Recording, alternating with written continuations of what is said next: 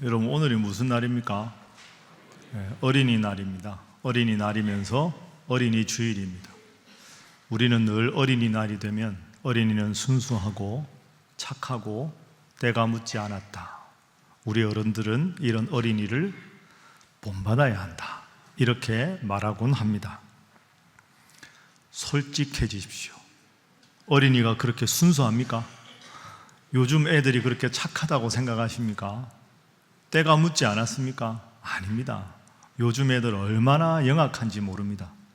어린이 주일이지만 순수하고 착하다고 하지만 가만히 생각해 보면 어른들끼리 말로 별로 그런 것 같지도 않습니다.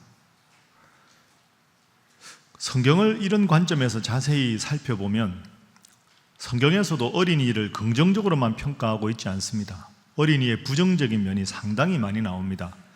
예를 들어서 한 구절만 여러분들과 나눠보고 싶은데요. 마태복음 11장 16절부터 17절에 예수님께서 친히 이렇게 말씀하셨습니다. 이 세대를 무엇으로 비유할까? 비유하건대 아이들이 장터에 앉아 제 동물을 불러 이르되 우리가 너희를 향하여 피리를 부른대 춤을 추지 않습니다. 이런 거죠. 아이들끼리 막 소꿉장난하고 노는데 야, 피리 불면서 놀자. 그럼 막 춤추고 신나게 놀아야 되는데 애들이 호응을 안 해줍니다. 그러면 다른 놀이 할까? 하면서 장례식 놀이 하자. 그래서 17절 중반에 보면 막 곡을 하면서 장례식 놀이를 하자고 하는데도 또 가슴 치면서 울어주지 않습니다. 그러니 신나게 피리 불면서 놀자고 해도 호응을 안 하고 장례식 놀이 하면서 울자고 해도 울어주지 않고 이런 모습이 미성숙한 어린아이들의 모습 같다는 거죠. 그럼 왜 예수님께서 저 비유를 하셨을까요? 예수님 당시에 하나님의 아들 예수님이 오셨는데 그 당시 종교 지도자들, 우리가 아는 서기관들, 바리새인들, 제사장들은 구약을 제일 잘 안다고 하면서 구약의 예언을 성취한 예수님에 대해서 사사건건 반대만 합니다. 그런 안타깝고 예수님에 대해서 적대적으로 대하는 이들이 마치 미성숙한 어린 아이들과 다를 바가 없다. 이렇게 비유를 하신 겁니다. 그러니까 예수님의 대적자들은 어린 아이들처럼 미성숙하다. 그래서 18절 말씀 이어서 보십시오. 18절 말씀에 보면 세례 요한이 와서 먹지 않고 마시지 않고 금식을 하니까 예수님 대적자들이 저 세례 요한은 아무것도 안 먹는 것뿐이 귀신 들렸다. 이렇게 트집을 잡고 19절 예수님께서는 오셔서 먹고 마시니까 안 먹는다고 트집 잡던 사람들이 이제는 저 예수는 먹기를 탐하고 포도주를 즐기는 사람이다 하고 트집을 잡는다는 거죠. 이래도 트집이고 저래도 트집이고 이런 대적자들의 모습이 이렇게 놀자고 해도 안 놀아주고 저렇게 놀자고 해도 안 놀아주는 미성숙한 어린아이들과 다를 바가 없다는 겁니다. 그러니까 분명히 예수님께서도 어린아이들을 무조건 긍정적으로 무조건 미화하시지는 않았다는 거죠. 물론 부정적으로만 예수님께서 말씀하신 게 아닙니다. 오늘 본문은 예수님께서 어린아이들을 아주 긍정적으로 표현하셨습니다. 그러면 어린아이들이 우리가 살펴본 대로 미성숙한 점이 많이 있는데도 예수님은 어린아이의 어떤 점을 긍정적으로 평가하셨을까?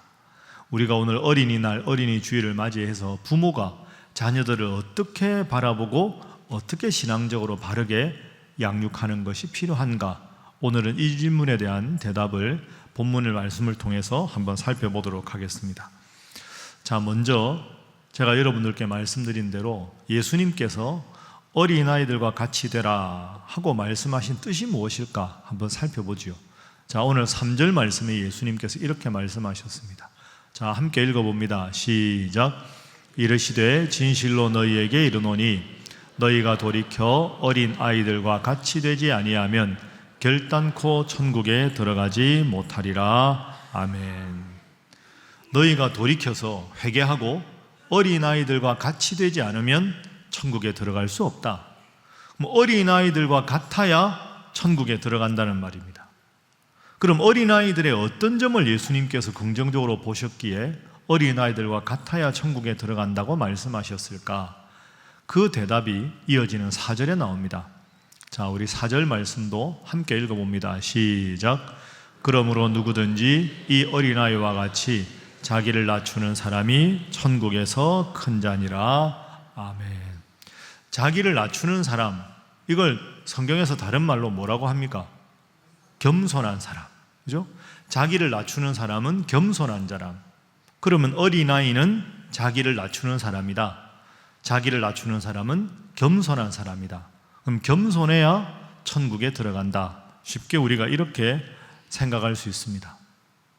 그럼 여기서 우리가 딱 질문할 수 있습니다. 어린아이들이 과연 겸손한가? 어린아이들 같이 자기를 낮추는 자라야 천국에 들어가는데 어린아이가 겸손한가? 여러분 어떻게 생각하십니까? 솔직하게 말씀해 보십시오. 어린아이들이 겸손합니까? 안 합니까? 분위기상 겸손하다고 해야 될 것 같은데 우리 집 노는 손자들을 보니 별로 겸손하지 않다, 이런 생각이 듭니다. 막 엄마, 아빠, 할머니, 할아버지 사랑을 막 받다가 자기 마음에 안 들면 막 때를 쓰고, 그러다가 동생이라도 생기면 엄마가 저 부엌에 일하는 사이에 막 동생 때리기도 하고 쥐어받기도 하고 그러지 않습니까? 어린아이들과 같이 자기를 낮추고 겸손해야 천국에 간다고 하는데 그런 면도 있지만 그렇지 않은 면도 상당히 많이 있는 것이 현실 아닙니까? 그럼 예수님은 자기를 낮추는 자라야 천국 간다 말씀하신 것이 과연 어떤 뜻일까? 오늘 이 본문이 마태복음 18장인데요. 예수님께서 이 말씀을 하신 뜻을 정확하게 알려면 바로 전장 마태복음 17장을 연결해서 살펴보아야 그 정확한 뜻을 알 수 있습니다. 마태복음 17장을 읽어보면 예수님께서 내가 이제 머지않아 십자가에 달려 죽을 것이다 하는 십자가의 고난을 예언하셨습니다. 그게 17장의 주된 내용입니다. 17장에서 몇 구절을 한번 살펴보죠. 자, 22절, 23절 화면 보십시오. 갈릴리에서 예수님과 제자들이 함께 있을 때 예수님께서 말씀하셨습니다. 인자가 내가 장차 사람들의 손에 넘겨져서 죽임을 당하고 제3일에 살아나리라. 십자가의 죽으심을 예언하니까 제자들이 근심합니다. 예수님이 십자가에 죽으시다니 이게 무슨 말씀인가? 분명히 예수님은 십자가를 말씀하셨습니다. 십자가는 낮아지는 자리지요. 사람들을 섬기기 위해서 죽기까지 겸손하게 낮아지는 자리가 십자가입니다. 나는 낮아져서 십자가에 죽을 것이다. 그런데 제자들은 어떤 반응을 보일까? 자, 17장 시작하는 1절부터 3절 보십시오. 17장의 시작인데요. 엿새 후에 예수님께서 세 명의 제자 베드로와 야고보와 요한을 데리고 높은 산에 가셨습니다. 그게 이른바 우리가 아는 변화산 사건입니다. 12제자 중에서 3명의 제자만 따로 데리고 변화산으로 올라가셨습니다. 그리고 17장 뒷부분에 보면 17장 25절도 화면 보시죠. 이르되 내신다 하고 집에 들어가니 예수께서 말씀하십니다. 예수님께서 질문을 하십니다. 시몬아, 시몬이 누굴까요? 베드로 아닙니까? 베드로야, 너 세금 바치는 것에 대해서 어떻게 생각하냐라고 베드로에게 물으십니다. 자, 여러분 시간관계상 17장 전체를 살펴보지 않았지만 예수님의 의도는 이런 겁니다. 나는 나를 낮추고 십자가에 죽을 것이다. 이렇게 예언을 하셨습니다. 그런데 제자들은 지금 그 의미를 정확하게 깨닫지 못했습니다. 제자들 관심은 어디 있습니까? 왜 변화산에 올라가시는데 우리 다 데리고 안 가시고 베드로와 야고보와 요한만 데리고 가시지? 이런 생각을 했을 겁니다. 그리고 25절에 세금 바치는 질문에 대해서도 다 물은 게 아니라 베드로에게 물으신 겁니다. 자, 이어지는 오늘 18장 1절을 이런 걸 기억하면서 한번 읽어보시죠. 자, 1절 말씀 우리 함께 읽어봅니다. 시작. 그때 제자들이 예수께 나와 이르되 천국에서는 누가 크니까? 이제 조금 느낌이 오십니까? 예수님은 지금 내가 죽음까지 낮아져서 십자가에 죽어야 한다고 예언하셨습니다. 그런데 지금 제자들의 관심은 예수님처럼 낮아지는 데 있는 게 아니고요, 높아지는 데 있는 겁니다. 예수님, 왜 변화산에 올라갈 때는 우리를 안 데리고 가셨습니까? 베드로, 야고보, 요한만 특별한 내용 하시는 거 아닙니까? 왜 그 질문은 베드로에게만 하십니까? 그러면 도대체 예수님은 우리 제자들 중에서 누구를 제일 총애하십니까? 예수님 다음에 높은 자리에 올라가시면 우리 중에 제일 높은 자리에 누구를 앉히시렵니까? 우리 중에 솔직히 말씀해 보십시오. 제자들 중에 서열 1위가 누굽니까? 서열 좀 매겨주십시오. 이걸로 서로 다툼을 하고 있는 겁니다. 예수님, 우리 중에 누가 큽니까? 누가 서열 1번입니까? 예수님이 제일 총애하는 제자가 누굽니까? 이제는 솔직하게 말씀 좀 해주십시오. 예수님이 어떤 마음이셨을까요? 답답하셨습니다. 예수님은 지금 내가 낮아지고 낮아져서 십자가에 죽어야 할 것이다, 낮아짐에 대해서 말씀하셨는데 제자들은 그 예수님의 말씀과 의도를 깨닫지 못하고 높아짐의 경쟁을 하고 있습니다. 우리 중에 누가 더 높습니까? 낮아짐의 자리를 말씀하신 예수님 앞에 높아짐의 경쟁을 이야기하는 한심한 제자들의 모습이 바로 17장과 연결된 18장 1절의 모습입니다. 그렇습니다. 그래서 본문의 제자들은 높아지려고 경쟁하는 안타까운 모습을 가진 자들이다, 이렇게 말씀하셨습니다. 그리고는 예수님께서 낮아지라 하면서 어린아이처럼 자기를 낮추는 자가 천국에 들어갈 수 있다, 이렇게 말씀하신 거죠. 그러면 다시 본문으로 돌아갑니다. 그런데 어린아이들은 별로 겸손해 보이지 않습니다. 어린아이들처럼 낮춰야 된다고 하는데 별로 겸손하지 않다. 그럼 예수님께서 자기를 낮춘다는 의미가 무엇일까? 자, 여러분, 그러면 오늘 본문을 명확하게 이해하려면 오늘 본문과 같은 내용이 다른 복음서에 어떻게 쓰여 있는가를 잠시만 살펴보겠습니다. 마가복음 10장 13절부터 16절이 오늘 본문과 병행 본문입니다. 자, 오늘 본문을 잘 이해하기 위해서 마가복음 10장 13절 말씀 우리 함께 한번 읽어봅니다. 시작. 사람들이 예수께서 만져주심을 바라고 어린아이들을 데리고 오매 제자들이 꾸짖거늘. 아멘. 자, 화면 보시면 제가 질문을 드리겠습니다. 어린아이들을 어른들이 예수님께 데리고 왔습니다. 축복을 해주세요, 예수님. 제자들은 야, 어린애들은 데리고 가라. 근데 예수님께서 제자들을 꾸짖고 어린아이들 오는 걸 용납하라고 말씀하셨습니다. 그러면 13절에 어린아이들을 데리고 온 사람들은 누굴까요? 부모들이겠죠.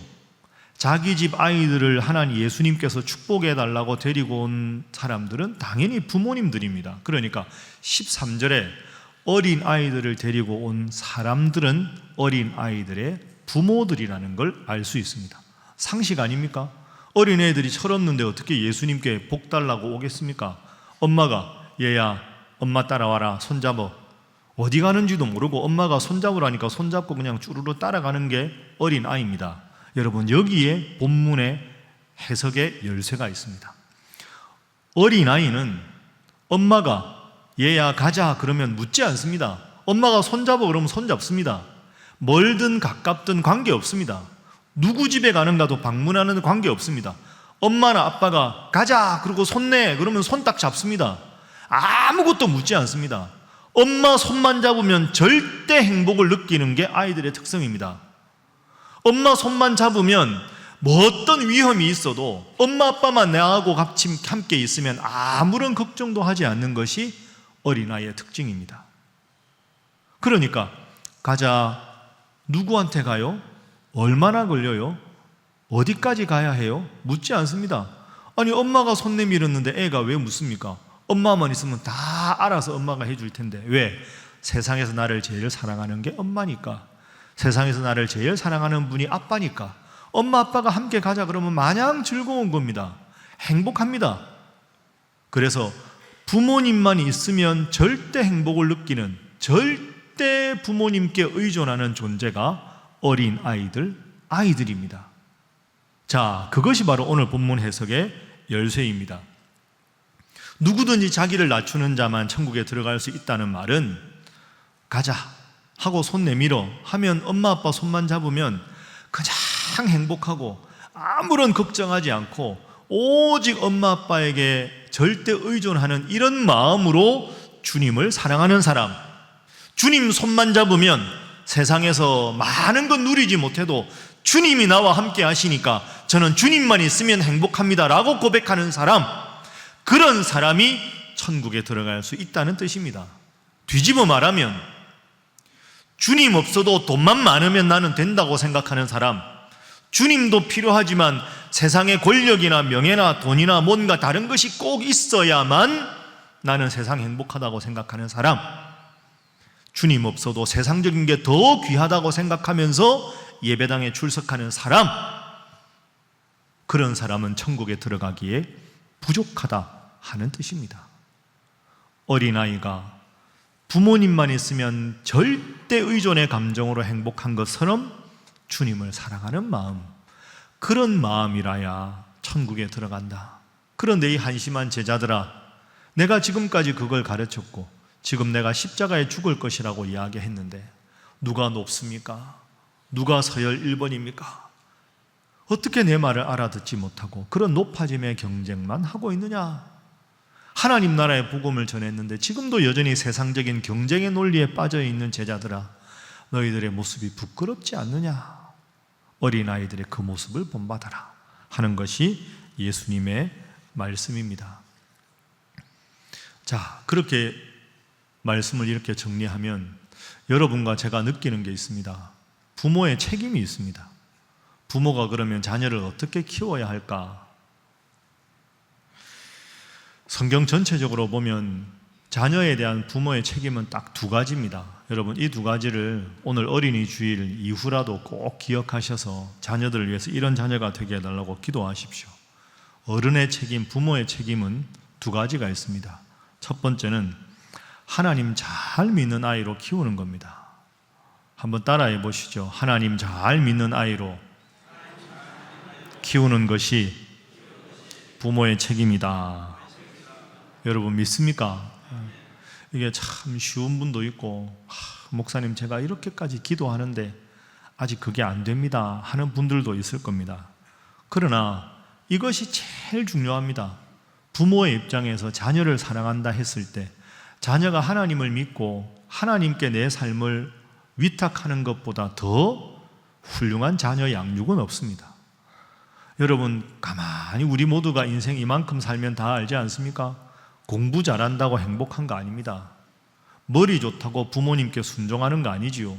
세상적인 지위가 높아졌다고 그게 꼭 인생의 성공은 아닙니다.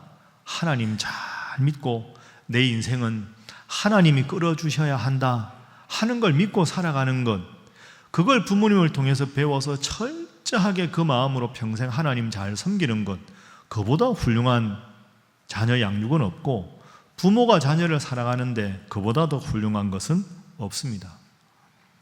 여러분 다 경험하시지 않습니까? 그러니 이 이른 시간에 하나님 앞에 예배드리러 오셨지요. 간혹 텔레비전 보다 보면 어린아이들이 얼마나 맹랑하게 당돌하게 이야기하는지 모릅니다. 와, 요즘 애들이 이렇게 당돌하게 말하나? 다 어디서 배웠을까요? 부모님께 배운 거죠. 제가 짧은 영상을 하나 여러분들 틀어드리겠습니다. 이거 한 45초 정도 되는 짧은 영상인데요, 애들이 뭐라고 말하는지 한번 짧지만 들어보십시오. 자, 화면 한번 보시죠. 물론 제가 생각하기에 저 방송 작가가 써준 원고일 겁니다. 그러지 않겠습니까? 저게 아이들 순수한 생각인지 잘 모르겠는데 마음 불편하시죠? 요즘 애들이, 첫 번째 여자아이가 이런 말 합니다. 여자아이 대사입니다. 돈이 없으면 조그만 집에서 살아야 되잖아요. 나는 콧구멍 같은 집에서 살기 싫어요. 콧구멍 같은 집, 이 대목에서 여러분이 웃으셨습니다. 아니 어떻게 애가 이런 표현을 합니까? 집이 좀 작다고 콧구멍 같은 집에서 살기 싫어요.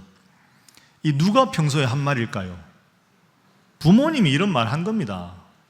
부모님이 집 작다 이러면 맨날 콧구멍 같은 집 이런 말 하니까 애 의식 속에 작은 집은 싫어요, 돈 많이 버는 부모가 좋아요, 콧구멍 같은 집에서 살기 싫어요. 아니 콧구멍 같은 집이 도대체 얼마나 작은 집입니까?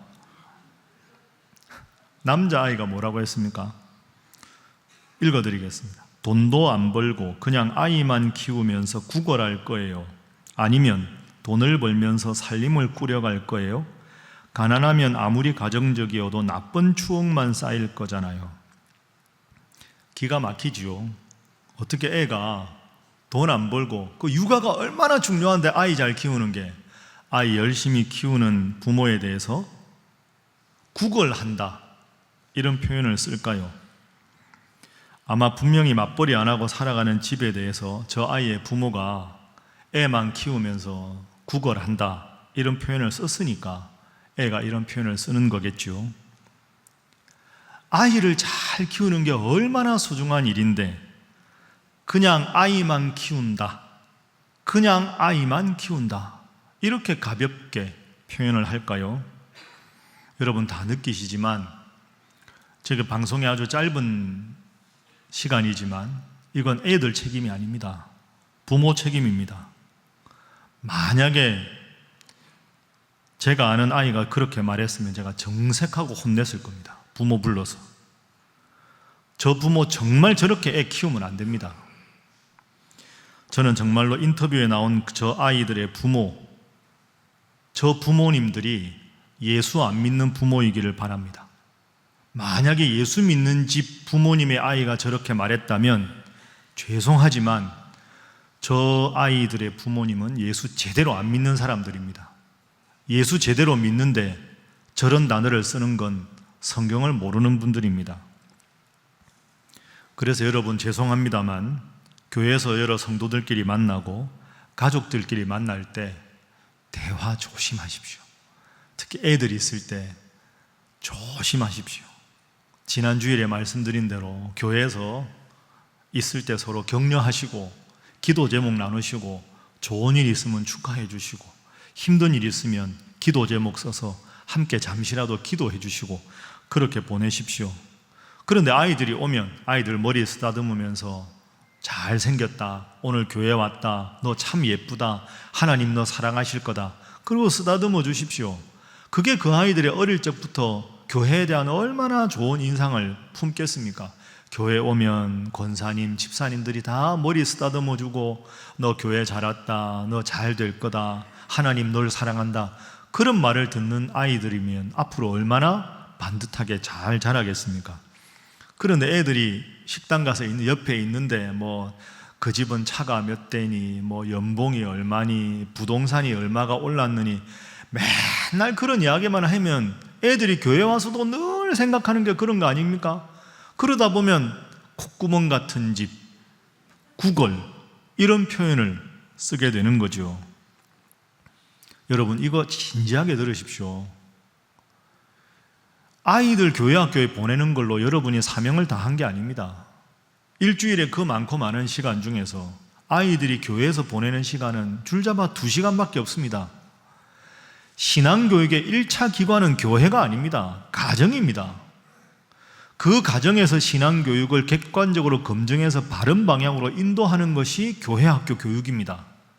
아이들 주일날 교회 보냈으니 내 아이의 교육은, 신앙교육은 교회에서 책임지겠지, 절대로 그렇지 않습니다.